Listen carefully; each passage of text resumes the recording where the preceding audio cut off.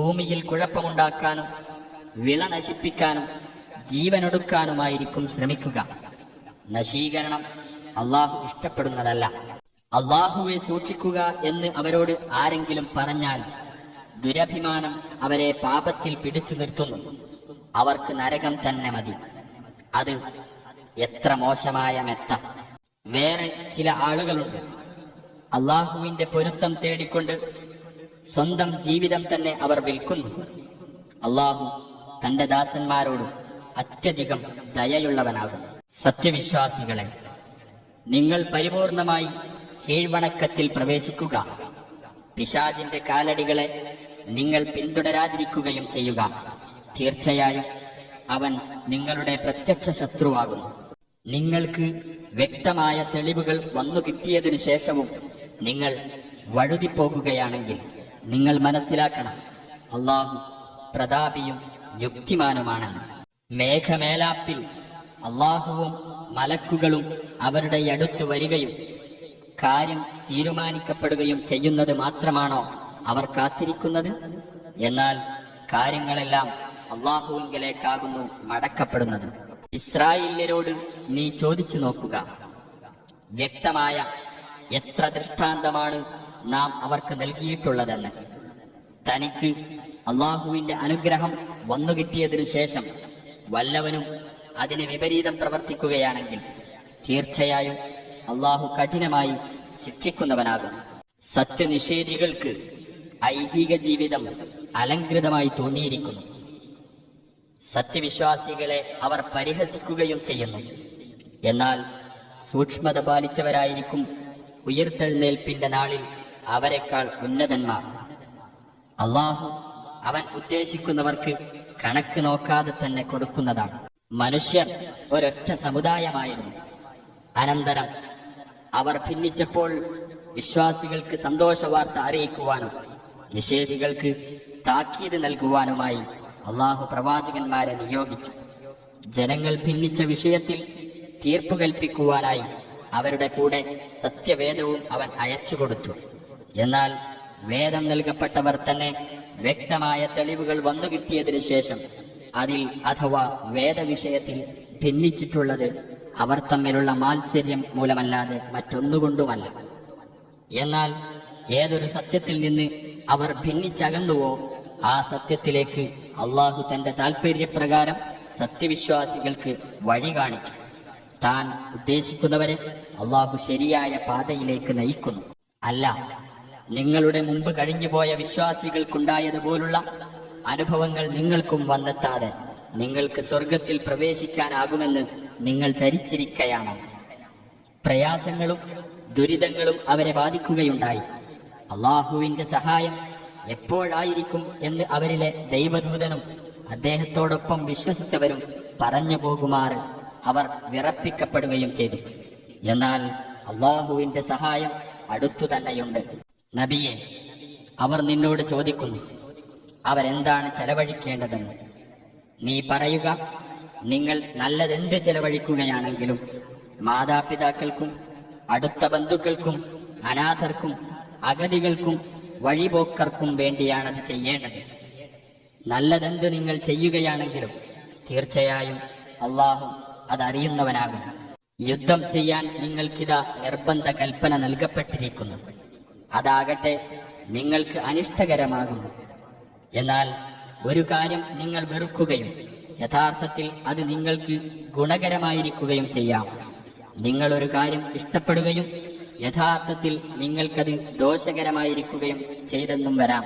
അള്ളാഹു അറിയുന്നു, നിങ്ങൾ അറിയുന്നില്ല. വിലക്കപ്പെട്ട മാസത്തിൽ യുദ്ധം ചെയ്യുന്നതിനെപ്പറ്റി അവർ നിന്നോട് ചോദിക്കുന്നു. പറയുക, ആ മാസത്തിൽ യുദ്ധം ചെയ്യുന്നത് വലിയ അപരാധം തന്നെയാകുന്നു. എന്നാൽ അള്ളാഹുവിന്റെ മാർഗത്തിൽ നിന്ന് ജനങ്ങളെ തടയുന്നതും അവനിൽ അവിശ്വസിക്കുന്നതും മസ്ജിദുൽ ഹറാമിൽ നിന്ന് ജനങ്ങളെ തടയുന്നതും അതിന്റെ അവകാശികളെ അവിടെ നിന്ന് പുറത്താക്കുന്നതും അള്ളാഹുവിന്റെ അടുക്കൽ കൂടുതൽ ഗൗരവമുള്ളതാകുന്നു. കുഴപ്പം കൊലയേക്കാൾ ഗുരുതരമാകുന്നു. അവർക്ക് സാധിക്കുകയാണെങ്കിൽ നിങ്ങളുടെ മതത്തിൽ നിന്ന് നിങ്ങളെ പിന്തിരിപ്പിക്കുന്നത് വരെ അവർ നിങ്ങളോട് യുദ്ധം ചെയ്തുകൊണ്ടിരിക്കും. നിങ്ങളിൽ നിന്നാരെങ്കിലും തന്റെ മതത്തിൽ നിന്ന് പിന്മാറി സത്യനിഷേധിയായി കൊണ്ട് മരണപ്പെടുന്ന പക്ഷം അത്തരക്കാരുടെ കർമ്മങ്ങൾ ഇഹത്തിലും പരത്തിലും നിഷ്ഫലമായി തീരുന്നതാണ്. അവരാകുന്നു നരകാവകാശികൾ. അവരതിൽ നിത്യവാസികളായിരിക്കും. വിശ്വസിക്കുകയും സ്വദേശം വെടിയുകയും അള്ളാഹുവിന്റെ മാർഗത്തിൽ ജിഹാദിൽ ഏർപ്പെടുകയും ചെയ്തവരാരോ അവർ അള്ളാഹുവിന്റെ കാരുണ്യം പ്രതീക്ഷിക്കുന്നവരാകുന്നു. അള്ളാഹു ഏറെ പൊറുക്കുന്നവനും കരുണാനിധിയുമത്ര. നബിയെ, നിന്നോടവർ മദ്യത്തെയും ചൂതാട്ടത്തെയും പറ്റി ചോദിക്കുന്നു. പറയുക, അവ രണ്ടിലും ഗുരുതരമായ പാപമുണ്ട്. ജനങ്ങൾക്ക് ചില പ്രയോജനങ്ങളുമുണ്ട്. എന്നാൽ അവയിലെ പാപത്തിന്റെ അംശമാണ് പ്രയോജനത്തിന്റെ അംശത്തേക്കാൾ വലുത്. എന്തൊന്നാണവർ ചെലവ് ചെയ്യേണ്ടതെന്നും അവർ നിന്നോട് ചോദിക്കുന്നു. നീ പറയുക, അത്യാവശ്യം കഴിച്ച് മിച്ചമുള്ളത്. ഇഹപര ജീവിതങ്ങളെപ്പറ്റി നിങ്ങൾ ചിന്തിക്കുവാൻ വേണ്ടി അള്ളാഹു നിങ്ങൾക്ക് തെളിവുകൾ വിവരിച്ചു തരുന്നു. അനാഥകളെപ്പറ്റിയും അവർ നിന്നോട് ചോദിക്കുന്നു. പറയുക, അവർക്ക് നന്മ വരുത്തുന്നതെന്തും നല്ലതാകുന്നു. അവരോടൊപ്പം നിങ്ങൾ കൂട്ടുജീവിതം നയിക്കുകയാണെങ്കിൽ അതിൽ തെറ്റില്ല. അവർ നിങ്ങളുടെ സഹോദരങ്ങളാണല്ലോ. നാശമുണ്ടാക്കുന്നവനെയും നന്മ വരുത്തുന്നവനെയും അള്ളാഹു വേർതിരിച്ചറിയുന്നതാണ്. അള്ളാഹു ഉദ്ദേശിച്ചിരുന്നുവെങ്കിൽ അവൻ നിങ്ങൾക്ക് ക്ലേശമുണ്ടാക്കുമായിരുന്നു. തീർച്ചയായും അള്ളാഹു പ്രതാപശാലിയും യുക്തിമാനുമാകുന്നു. ബഹുദൈവ വിശ്വാസിനികളെ അവർ വിശ്വസിക്കുന്നതുവരെ നിങ്ങൾ വിവാഹം കഴിക്കരുത്. സത്യവിശ്വാസിനിയായ ഒരു അടിമ സ്ത്രീയാണ് ബഹുദൈവ വിശ്വാസിനിയേക്കാൾ നല്ലത്. അവൾ നിങ്ങൾക്ക് കൗതുകം ജനിപ്പിച്ചാലും ശരി. ബഹുദൈവ വിശ്വാസികൾക്ക് അവർ വിശ്വസിക്കുന്നതുവരെ നിങ്ങൾ വിവാഹം കഴിപ്പിച്ചു കൊടുക്കുകയും ചെയ്യരുത്.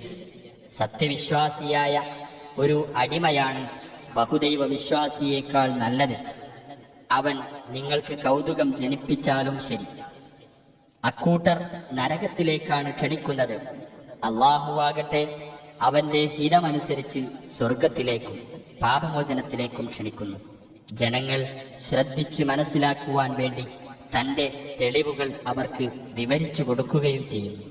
ആർത്തവത്തെപ്പറ്റി അവർ നിന്നോട് ചോദിക്കുന്നു. പറയുക, അതൊരു മാലിന്യമാകും. അതിനാൽ ആർത്തവഘട്ടത്തിൽ നിങ്ങൾ സ്ത്രീകളിൽ നിന്ന് അകന്നു നിൽക്കേണ്ടതാണ്. അവർ ശുദ്ധിയാകുന്നതുവരെ അവരെ സമീപിക്കുവാൻ പാടില്ല.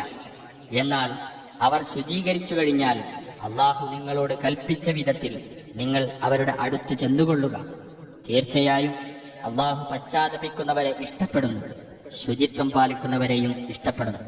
നിങ്ങളുടെ ഭാര്യമാർ നിങ്ങളുടെ കൃഷിയിടമാകുന്നു. അതിനാൽ നിങ്ങൾ ഇച്ഛിക്കും വിധം നിങ്ങൾക്ക് നിങ്ങളുടെ കൃഷിയിടത്തിൽ ചെല്ലാവുന്നതാണ്. നിങ്ങളുടെ നന്മയ്ക്ക് വേണ്ടത് നിങ്ങൾ മുൻകൂട്ടി ചെയ്തു വയ്ക്കേണ്ടതുമാണ്. നിങ്ങൾ അള്ളാഹുവെ സൂക്ഷിക്കുകയും അവനുമായി നിങ്ങൾ കണ്ടുമുട്ടേണ്ടതുണ്ടെന്ന് അറിഞ്ഞിരിക്കുകയും ചെയ്യുക.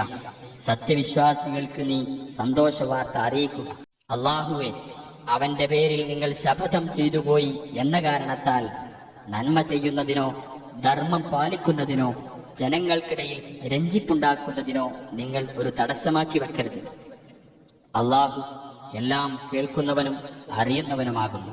ബോധപൂർവമല്ലാതെ വെറുതെ പറഞ്ഞു പോകുന്ന ശപഥവാക്കുകൾ മൂലം അള്ളാഹു നിങ്ങളെ പിടികൂടുന്നതല്ല. പക്ഷേ നിങ്ങൾ മനസ്സറിഞ്ഞ് പ്രവർത്തിച്ചതിന്റെ പേരിൽ അള്ളാഹു നിങ്ങളെ പിടികൂടുന്നതാണ്. അള്ളാഹു ഏറെ പൊറുക്കുന്നവനും സഹനശീലനുമാകുന്നു. തങ്ങളുടെ ഭാര്യമാരുമായി ബന്ധപ്പെടുകയില്ലെന്ന് ശപഥം ചെയ്ത് അകന്നു നിൽക്കുന്നവർക്ക് അന്തിമ തീരുമാനത്തിന് 4 മാസം വരെ കാത്തിരിക്കാവുന്നതാണ്. അതിനിടയിൽ അവർ ശപഥം വിട്ട് ദാമ്പത്യത്തിലേക്ക് മടങ്ങുകയാണെങ്കിൽ അള്ളാഹു ഏറെ പൊറുക്കുന്നവനും കരുണാനിധിയുമത്ര. ഇനി അവർ വിവാഹമോചനം ചെയ്യാൻ തന്നെ തീർച്ചപ്പെടുത്തുകയാണെങ്കിലോ അള്ളാഹു എല്ലാം കേൾക്കുകയും അറിയുകയും ചെയ്യുന്നവനാണല്ലോ. വിവാഹമോചനം ചെയ്യപ്പെട്ട സ്ത്രീകൾ തങ്ങളുടെ സ്വന്തം കാര്യത്തിൽ 3 മാസമുറകൾ കഴിയും വരെ കാത്തിരിക്കേണ്ടതാണ്. അവർ അള്ളാഹുവിലും അന്ത്യദിനത്തിലും വിശ്വസിക്കുന്നവരാണെങ്കിൽ തങ്ങളുടെ ഗർഭാശയങ്ങളിൽ അള്ളാഹു സൃഷ്ടിച്ചിട്ടുള്ളതിനെ അവർ ഒളിച്ചുവെക്കാൻ പാടുള്ളതല്ല. പ്രസ്തുത അവധിക്കകം അവരെ തിരിച്ചെടുക്കാൻ അവരുടെ ഭർത്താക്കന്മാർ ഏറ്റവും അർഹതയുള്ളവരാകുന്നു. അവർ നിലപാട് നന്നാക്കി തീർക്കാൻ ഉദ്ദേശിച്ചിട്ടുണ്ടെങ്കിൽ. സ്ത്രീകൾക്ക് ഭർത്താക്കന്മാരോട് ബാധ്യതകൾ ഉള്ളതുപോലെ തന്നെ ന്യായപ്രകാരം അവർക്ക് അവകാശങ്ങൾ കിട്ടേണ്ടതുമുണ്ട്. എന്നാൽ പുരുഷന്മാർക്ക് അവരെക്കാൾ ഉപരി ഒരു പദവിയുണ്ട്. അള്ളാഹു പ്രതാപശാലിയും യുക്തിമാനുമാകുന്നു. മടക്കിയെടുക്കാൻ അനുമതിയുള്ള വിവാഹമോചനം 2 പ്രാവശ്യം മാത്രമാകുന്നു. പിന്നെ ഒന്നുകിൽ മര്യാദയനുസരിച്ച് കൂടെ നിർത്തുകയോ അല്ലെങ്കിൽ നല്ല നിലയിൽ പിരിച്ചയക്കുകയോ ആണ് വേണ്ടത്. നിങ്ങൾ അവർക്ക് അഥവാ ഭാര്യമാർക്ക് നൽകിയിട്ടുള്ളതിൽ നിന്ന് യാതൊന്നും തിരിച്ചു വാങ്ങാൻ നിങ്ങൾക്ക് അനുവാദമില്ല. അവർ ഇരുവർക്കും അള്ളാഹുവിന്റെ നിയമപരിധികൾ പാലിച്ചു പോരാൻ കഴിയില്ലെന്ന് ആശങ്ക തോന്നുന്നുവെങ്കിലല്ലാതെ.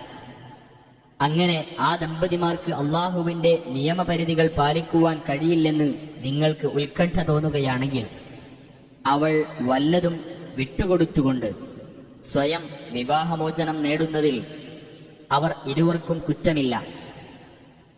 അള്ളാഹുവിന്റെ നിയമപരിധികളത്രേ അവ. അതിനാൽ അവയെ നിങ്ങൾ ലംഘിക്കരുത്. അള്ളാഹുവിന്റെ നിയമപരിധികൾ ആർ ലംഘിക്കുന്നുവോ അവർ തന്നെയാകുന്നു അക്രമികൾ.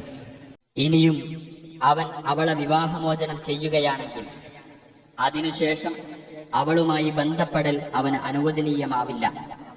അവൾ മറ്റൊരു ഭർത്താവിനെ സ്വീകരിക്കുന്നതുവരേക്കും. എന്നിട്ട് ആ പുതിയ ഭർത്താവ് അവളെ വിവാഹമോചനം ചെയ്യുകയാണെങ്കിൽ പഴയ ദാമ്പത്യത്തിലേക്ക് തിരിച്ചു പോകുന്നതിൽ അവരിരുവർക്കും കുറ്റമില്ല. അള്ളാഹുവിന്റെ നിയമപരിധികൾ പാലിക്കാമെന്ന് അവരിരുവരും വിചാരിക്കുന്നുണ്ടെങ്കിൽ. അള്ളാഹുവിന്റെ നിയമപരിധികളത്രേ അവ. മനസ്സിലാക്കുന്ന ആളുകൾക്ക് വേണ്ടി അള്ളാഹു അത് വിവരിച്ചു തരുന്നു. നിങ്ങൾ സ്ത്രീകളെ വിവാഹമോചനം ചെയ്തിട്ട് അവരുടെ അവധി പ്രാപിച്ചാൽ ഒന്നുകിൽ നിങ്ങൾ അവരെ മര്യാദയനുസരിച്ച് കൂടെ നിർത്തുകയോ അല്ലെങ്കിൽ മര്യാദയനുസരിച്ച് തന്നെ പിരിച്ചയക്കുകയോ ആണ് വേണ്ടത്. ദ്രോഹിക്കുവാൻ വേണ്ടി അന്യായമായി നിങ്ങൾ അവരെ പിടിച്ചു നിർത്തരുത്. അപ്രകാരം വല്ലവനും പ്രവർത്തിക്കുന്ന പക്ഷം അവൻ തനിക്ക് തന്നെയാണ് ദ്രോഹം വരുത്തിവെക്കുന്നത്. അള്ളാഹുവിന്റെ തെളിവുകളെ നിങ്ങൾ തമാശയാക്കി കളയരുത്. അള്ളാഹു നിങ്ങൾക്ക് ചെയ്ത അനുഗ്രഹം നിങ്ങൾ ഓർക്കുക. നിങ്ങൾക്ക് സാരോപദേശം നൽകിക്കൊണ്ട് അവൻ അവതരിപ്പിച്ച വേദവും വിജ്ഞാനവും ഓർക്കുക. അള്ളാഹുവെ നിങ്ങൾ സൂക്ഷിക്കുക. അള്ളാഹു എല്ലാ കാര്യവും അറിയുന്നവനാണെന്ന് മനസ്സിലാക്കുകയും ചെയ്യുക. നിങ്ങൾ സ്ത്രീകളെ വിവാഹമോചനം ചെയ്തിട്ട് അവരുടെ അവധി പ്രാപിച്ചാൽ അവർ തങ്ങളുടെ ഭർത്താക്കന്മാരുമായി വിവാഹത്തിൽ ഏർപ്പെടുന്നതിന് നിങ്ങൾ തടസ്സമുണ്ടാക്കരുത്. മര്യാദയനുസരിച്ച് അവർ അന്യോന്യം തൃപ്തിപ്പെട്ടിട്ടുണ്ടെങ്കിൽ. നിങ്ങളിൽ നിന്ന് അള്ളാഹുവിലും അന്ത്യദിനത്തിലും വിശ്വസിക്കുന്നവർക്കുള്ള ഉപദേശമാണത്. അതാണ് നിങ്ങൾക്ക് ഏറ്റവും ഗുണകരവും സംശുദ്ധവുമായിട്ടുള്ളത്. അള്ളാഹു അറിയുന്നു, നിങ്ങൾ അറിയുന്നില്ല. മാതാക്കൾ തങ്ങളുടെ സന്താനങ്ങൾക്ക് പൂർണ്ണമായ 2 കൊല്ലം മുല കൊടുക്കേണ്ടതാണ്. കുട്ടിയുടെ മുലകുടി പൂർണ്ണമാക്കണം എന്ന് ഉദ്ദേശിക്കുന്നവർക്കത്രേ ഇത്. ആ മുല കൊടുക്കുന്ന മാതാക്കൾക്ക് മര്യാദയനുസരിച്ച് ഭക്ഷണവും വസ്ത്രവും നൽകേണ്ടത് കുട്ടിയുടെ പിതാവിന്റെ ബാധ്യതയാകുന്നു. എന്നാൽ ഒരാളെയും അയാളുടെ കഴിവിലുപരി നൽകാൻ നിർബന്ധിക്കരുത്. ഒരു മാതാവും തന്റെ കുട്ടിയുടെ പേരിൽ ദ്രോഹിക്കപ്പെടാൻ ഇടയാകരുത്. അതുപോലെ തന്നെ സ്വന്തം കുട്ടിയുടെ പേരിൽ ഒരു പിതാവിനും ദ്രോഹം നേരിടരുത്. പിതാവിന്റെ അഭാവത്തിൽ അയാളുടെ അവകാശികൾക്കും കുട്ടിയുടെ കാര്യത്തിൽ അതുപോലെയുള്ള ബാധ്യതകളുണ്ട്. ഇനി അവർ ഇരുവരും തമ്മിൽ കൂടിയാലോചിച്ച് തൃപ്തിപ്പെട്ടുകൊണ്ട് കുട്ടിയുടെ മുലകുടി നിർത്താൻ ഉദ്ദേശിക്കുകയാണെങ്കിൽ അവർ ഇരുവർക്കും കുറ്റമില്ല. ഇനി നിങ്ങളുടെ കുട്ടികൾക്ക് മറ്റാരെക്കൊണ്ടെങ്കിലും മുല കൊടുപ്പിക്കാനാണ് നിങ്ങൾ ഉദ്ദേശിക്കുന്നതെങ്കിൽ അതിലും നിങ്ങൾക്ക് കുറ്റമില്ല. ആ പോറ്റമ്മമാർക്ക് നിങ്ങൾ നൽകേണ്ടത് മര്യാദയനുസരിച്ച് കൊടുത്തു തീർക്കുകയാണെങ്കിൽ. നിങ്ങൾ അള്ളാഹുവെ സൂക്ഷിക്കുകയും നിങ്ങൾ പ്രവർത്തിക്കുന്നതെല്ലാം അള്ളാഹു കണ്ടറിയുന്നുണ്ടെന്ന് മനസ്സിലാക്കുകയും ചെയ്യുക. നിങ്ങളിൽ ആരെങ്കിലും തങ്ങളുടെ ഭാര്യമാരെ വിട്ടേച്ചുകൊണ്ട് മരണപ്പെടുകയാണെങ്കിൽ ആ ഭാര്യമാർ തങ്ങളുടെ കാര്യത്തിൽ 4 മാസവും 10 ദിവസവും കാത്തിരിക്കേണ്ടതാണ്. എന്നിട്ട് അവരുടെ ആ അവധിയെത്തിയാൽ തങ്ങളുടെ കാര്യത്തിൽ അവർ മര്യാദയനുസരിച്ച് പ്രവർത്തിക്കുന്നതിൽ നിങ്ങൾക്ക് കുറ്റമൊന്നുമില്ല. നിങ്ങൾ പ്രവർത്തിക്കുന്നതെല്ലാം അള്ളാഹു സൂക്ഷ്മമായി അറിയുന്നുണ്ട്.